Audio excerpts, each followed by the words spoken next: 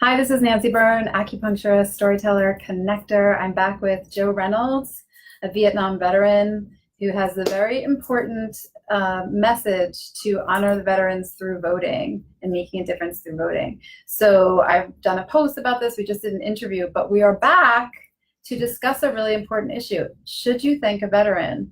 Some veterans receive that, some don't. And so I wanted to ask Joe about his opinion about this. So go for it. What do you think? I'm Joe Reynolds. I'm a Vietnam veteran. And I ran across this article a while back, and it's "Thank You for Your Service" by James Kelly, active duty U.S. Marine Corps.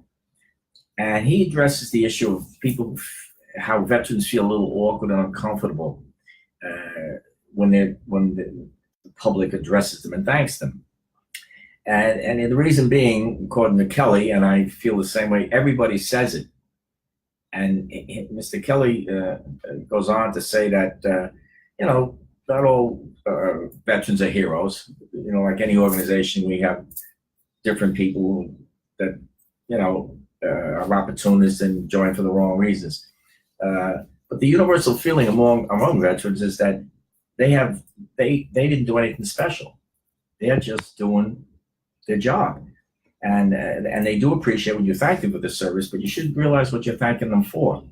And Mr. Kelly goes on in this paper that I'm kind of quoting from, paraphrasing.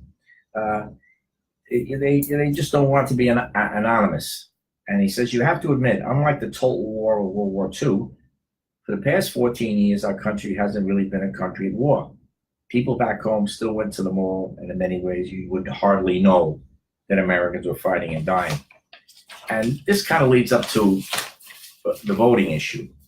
And this impacted me, this Marine, Kelly, because a lot of people, when they say thank you for your service, are kind of massaging away the guilt for not participating themselves. And they're caught, and here's another of Mr. Kelly's friends, Army veteran Michael Friedman, 33, feels like thanks alleviates some of the civilian guilt, adding that they have no skin in the game with these wars. There's no draft, no real opinions either. At least with Vietnam, people spit on you and you knew they had an opinion. Thank you for your service, almost the equivalent of saying, I haven't thought about any of this. And he goes on, and I feel strongly about this too. If you would like to show your appreciation but want to avoid the cliche, what's the solution? And he goes on to say, and as I feel about voting, vote and show the support that these veterans need, because they protect all your rights, granted rights of freedom to vote in this country. And, the idea is that everybody in this country, the passion for our country and your rights and freedoms that we swore to protect. And he also went on to quote a Navy guy. As one Navy veteran told me, if you're not using your constitutionally granted rights, like the right to vote in our democracy, then what the hell was I fighting for? So this I incorporated into my vote message too. But basically, if you want to thank them for the service, vote. It's that simple, it's that hard. And, basically show an interest in veterans issues. And when you see a veteran, if he doesn't want to talk about his experiences, ask him what's he doing now? Is he going to school? Is he out? Where has he served? Or if as I said, if he wants to stay away from his service, what's he doing now? Where does he work? And show a interest to him as an individual, right? Whether he's still in the military or he's out. But that's how you can thank veterans for the service. Show a deeper interest than just a handshake and a gesture. And I'm sure that would go a long way to make him feel good for what he did for his country, or is still doing for his country. Thank you for addressing that, Joe. Hi, Dr. Walling. Hi, Greg. Thanks for joining us. That's really important because I've always sincerely thanked veterans, and maybe some of those other reasons are true, but I've had different reactions. Some are received very well, but especially in the younger generation, I've been told, don't thank me. And they blow it off. And so I didn't realize, am I making them uncomfortable? So this is a really important issue. I think a lot of them feel they really didn't do anything special another soldier has done. They're all doing the same thing, protecting Americans and their freedoms in this country. So if you address him and thank for his service, he feels like I didn't do anything different from the sergeant next to me, the corporal or whatever. He says, we're all doing the same job for you.